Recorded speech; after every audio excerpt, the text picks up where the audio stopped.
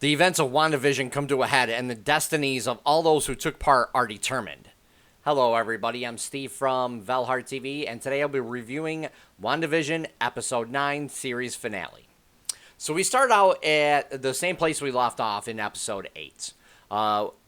Agatha has Wanda's kids, and Wanda is, she's like, did you forget? I can use my powers outside, and Agatha's like, yeah, I'm counting on it. So we see that Wanda ends up blasting Agatha and then telling the boys to, go to their room.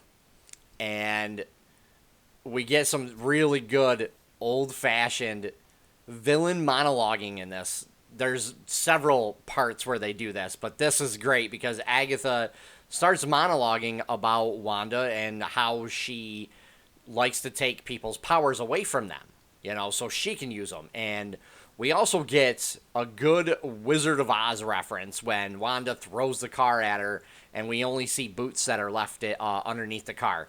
So as Wanda is looking under the car, guess who shows up? White Vision. And Wanda goes over to him, and he grabs her face and picks her up and starts to squeeze her head, and he, says a fantastic line in this of how he was told that she was powerful. And I was like, oh my God, that is so cruel and great because Wanda's like trying not to like do anything to him, but she's also, you can see at first she was surprised and then she was mad. Excuse me. And, it was fantastic. This whole thing. And then the other Vision shows up. And we get to see a 3-point landing from Wanda. Really awesome. And we get some really good dialogue from Agatha, Wanda, and Vision in this sequence. Where, like Agatha talks about she has her ex and her boyfriend at the same party. Who's she gonna choose? These are great lines. I loved it. I cracked up every time Agatha even spoke half of her lines because they were fantastic. And then we end up cutting to Monica and Pietro's room. So this is kind of like a pretty decent scene. I thought it took away a little bit, but we get to see where Pietro lives in like this man cave, and as Monica tries to leave the room, he stops her. So she sits down and starts talking to him and finds a headshot of him with the name Ralph Boner. Excuse me. But I didn't really laugh because I was like, oh, really? I was like, it's not really a great joke. So we find out who Ralph is, that Agatha is always talking about in each of the episodes. And then we cut back to Vision and fighting the other Vision.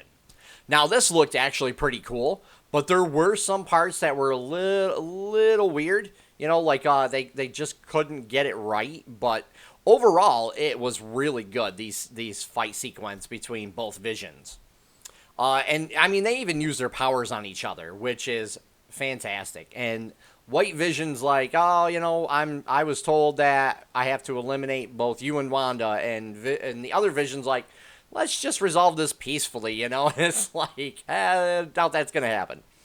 And they're basically evenly matched, to be quite honest with you. I actually liked that, and we also get some great dialogue between these two as well, because they start talking about a ship, and like as the boards get replaced, like the ship's in a museum, so as the boards get replaced, is this ship still the same? So I thought this was really a good analogy for the two Visions.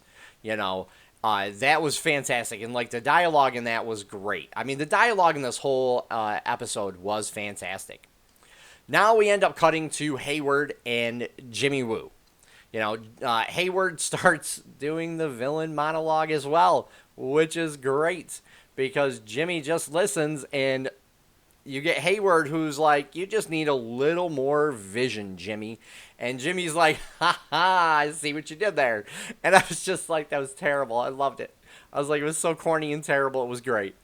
And we also get to see, like, Jimmy is like, well, you're going to have to explain this when the FBI comes within an hour. So I thought it was great, dude. The classic monologue, villain monologuing in this episode was fantastic. And this is where things get crazy as Agatha starts to free the people of the town from Wanda's control. They all start to kind of gang up on her, and they're like, oh, you were torturing us and all this. And she's like, no, you guys were safe and happy. And they were like, no, we weren't. And, you really start to get the sense that she's realizing what she did to these people and how wrong it was. And we also get a story about the Scarlet Witch from Agnes. So again, she's starting to monologue to try to get Wanda to give up her powers. And we end up also getting a little mini Avengers team up where the whole family's got to fight people. The kids are left to fight Sword while Wanda and Vision try to fight Agnes. So I thought this whole thing was fantastic. Like, this scene right here, when I saw this, I was like, oh, that's awesome. That is super awesome. And the final battle with Agnes was awesome as well, because we really get to see Wanda looking really ragged at this point because she's trying to use her powers against Agnes, but Agnes is just taking them from her. So we also get to see that she is a fast learner, and she does something to defeat Agnes, and then she does something cruel to Agnes as well, because even Agnes, comments on how cruel she is, and that she isn't sorry.